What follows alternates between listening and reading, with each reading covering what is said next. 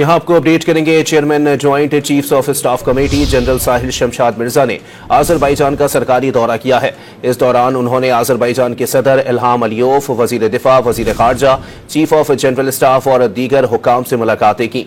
मुलाकातों के दौरान खित्ते की सिक्योरिटी और मुतअद्दिद शोबों में ताउन बढ़ाने समेत बाहमी दिलचस्पी के उमूर पर तबादला ख्याल किया गया। आज़रबाईजान की क़यादत ने पाक फौज की पेशा वराना महारत को भी सराहा।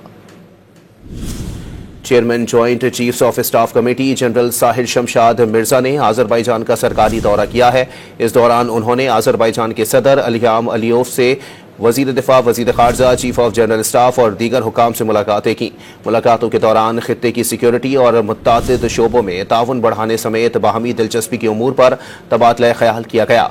आज़रबाईजान की क़यादत ने पाक फौज की पेशा वराना महारत को सराहा।